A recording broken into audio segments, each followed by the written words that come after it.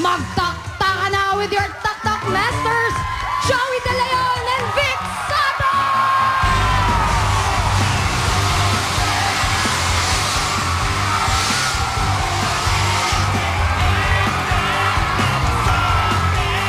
$900,000 na ang pwedeng itakbong jackpot prize ngayong Lunes dito sa Taktakbo. Tatakbo, relax, rally people, relax. Take it easy. Kami na ni Vic. Easy. Ayan na naman, Hello. Hello, mic test. Hello, Mike Tess. Ayan na, okay. Meron talaga, okay. Wala, kami ni Vic na Mandalaya. Kami na Mandaraya ni Vic. Okay, Joey! Tapos na. Para matapos na yung usapin sa Dayan. Kami na ni Vic ang Mandaraya. Inaako na namin lahat. Inaako na namin lahat. Nakita nyo naman sa YouTube, Mandaraya kami talaga. Inaako ko na lahat. Buong mundo. Kami yan, kami. Para walang umaamin eh. Aminin na natin. Kami na. Para wala nang usapan sa Dayan. Nag-aawayan yung mga network eh. Kami na, ni Vic. Kami na. Wala. Kami na. Okay. At kami ni Vic, hindi kami bumibili ng... kami bumibili ng mga kotse. Kami. Ano? Sige, kami na. Kami na ni Vic. Kami na bumibili. Hindi kami nagbabayad ng tax. Okay. O sige. Inaamin na namin. Okay. At marami pa. Marami pa kami. Ayos na. Okay na ba? Ayos na. Naamin na natin. At least maluwag na sa loob natin. Ayos na. Nasabi na namin. Okay. At para mga nasa bahay na gusto rin makipagtaktakan, eto si Pia. Yan, sige. Ano kasalanan niya? Umamin ka na rin.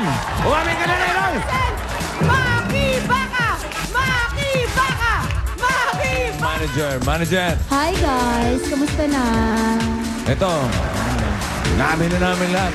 Inako na namin lahat. Inamin na Para namin. matapos na.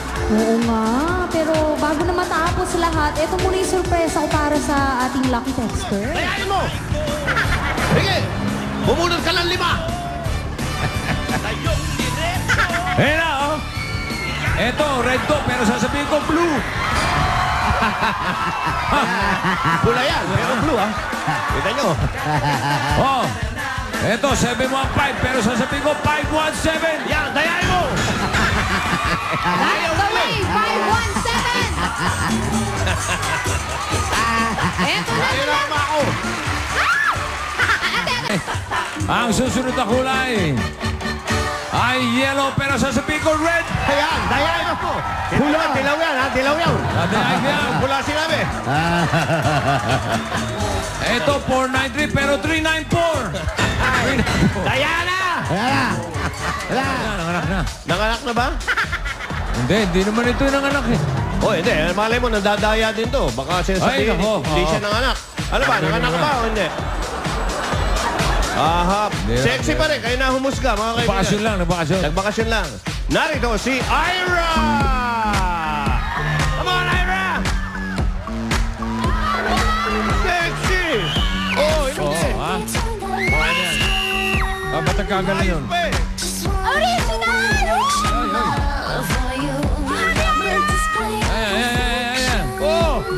Ayos pa eh. Talentodo todo. Tungkol sa mga talentado siguro to. Oo. Punong-puno ng todo mga talent yan. Todong mga talent ito. Kaya talentodo. Relax lang kayo, mga talentado dyan. Okay. Ayos na, todo.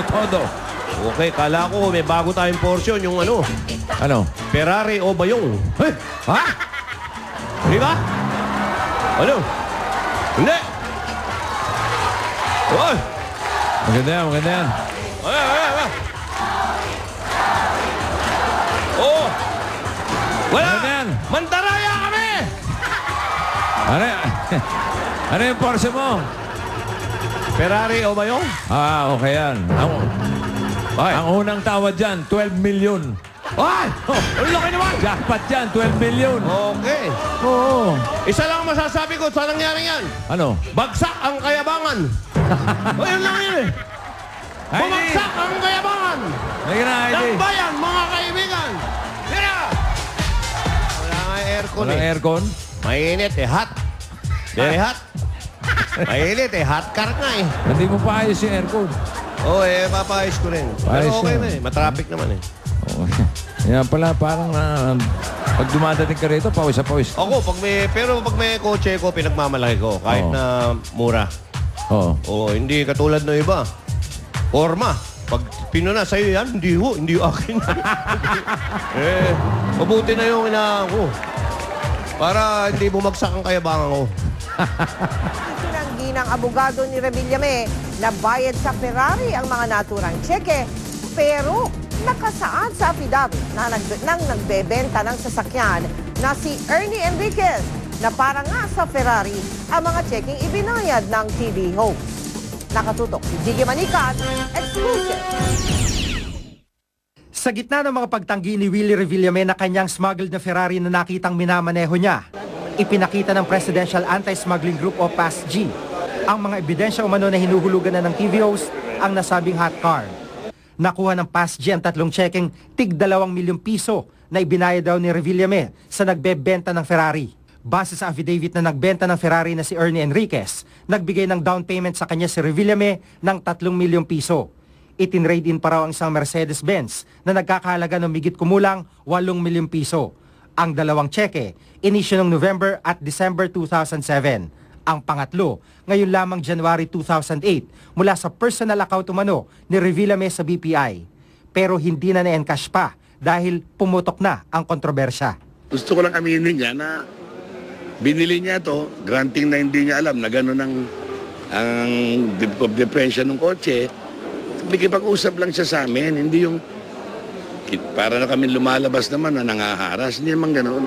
Pero itinanggi ni Attorney Armand Marcelo, abogado ni Revillame, na bayad sa Ferrari ang mga tseke. Yung Ferrari na yon, tinest drive lang ni Willie because they were negotiating for a possible purchase.